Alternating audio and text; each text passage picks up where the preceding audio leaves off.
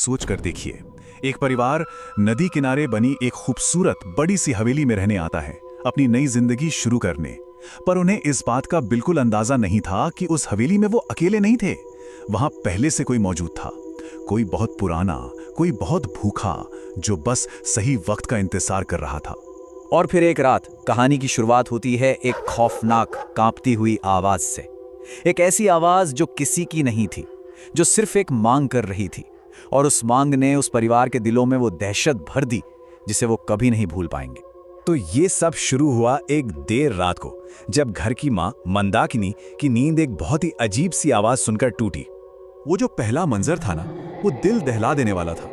आवाज का पीछा करते करते जब मंदाकिनी रसोई में पहुंची तो उन्होंने अपनी बेटी सुगंधा को देखा, पर वो उनकी बेटी लगी नहीं रही थी। उसका चेहरा और कपड़े खून से सने हुए थे, आंखें बिल्कुल खाली, और वो एक कच्ची मछली को किसी जानवर की तरह नोच नोच कर खा रही थी। जैसे ही मंदाकिनी ने उसे आवाज दी, वो एक झटके में नॉर्मल हो गई, मानो कुछ हुआ ही ना हो। और सबसे डरावनी बात, उसे उस खौफनाक पल के बारे में बिल्कुल कुछ भी याद नहीं था। बस उस एक घटना के बाद उस घर में दहशत ने अपना बसेरा बना लिया और एक ऐसा गहरा राज पैदा हो गया जिसका जवाब किसी के पास नहीं था। अगले 2 दिनों में तो घर में आतंक का साया और भी गहरा गया। दूसरी बेटी इंद्राणी ने आधी रात को दरवाजे के बाहर सुगंधा की वही राक्षसी आवाज सुनी। अगली सुबह जब सब उठे तो घर के आंगन में मरे हुए जानवरों के टुकड़े बिखरे पड़े थे।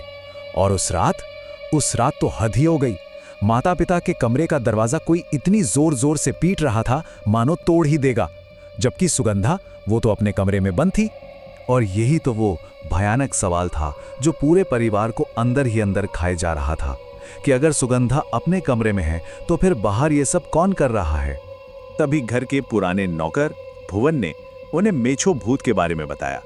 एक ऐसी आत्मा जिसकी मछली के लिए भूख कभी नहीं मिटती।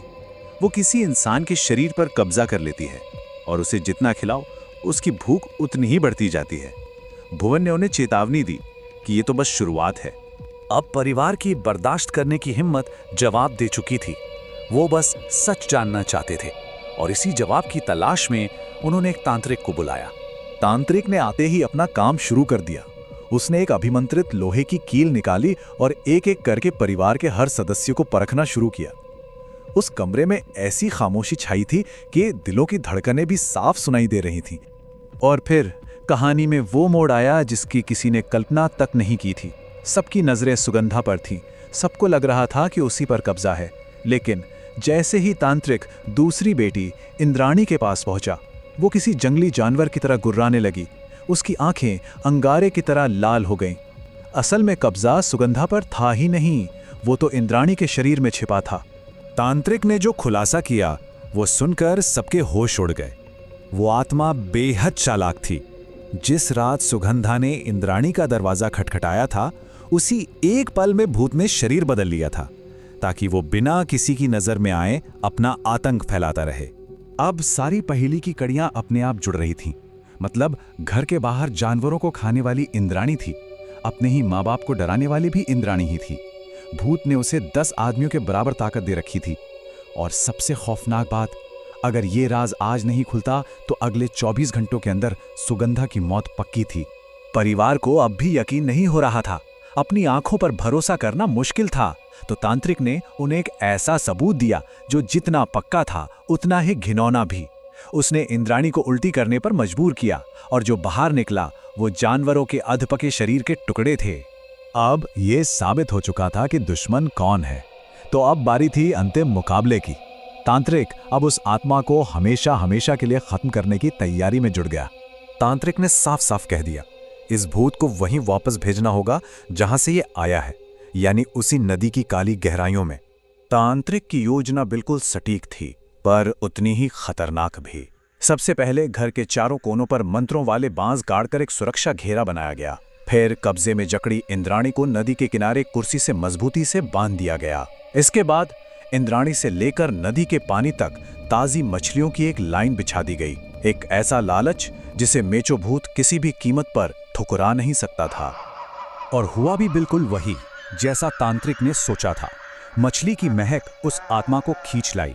अपनी सबसे बड़ी कमजोरी, अपनी भूख के आगे वो बेबस हो गई।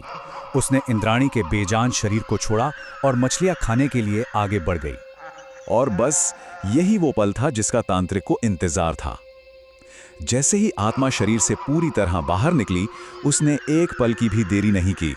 एक जलता हुआ अभिमंत्रित नारियल सीधा उस आत्मा पर दे मारा और एक आखिरी भयानक चीख के साथ वो वहीं आग में जलकर भस्म हो गई।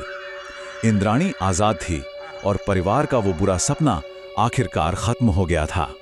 उस खौफनाक रात के बाद परिवार वहां एक दिन भी नहीं रुका। उसी महीने उन्होंने वो घर हमेशा के लिए छोड़ दिया और वो भूत या हवेली एक बार फिर वीरान हो गई। लेकिन एक सवाल आज भी उस वीरान हवेली और उस गहरी नदी के पास गूंजता है। क्या वो आत्मा सच में हमेशा के लिए खत्म हो गई, या उस नदी का गहरा काला साया आज भी किसी नए शिकार का इंतजार कर रहा है?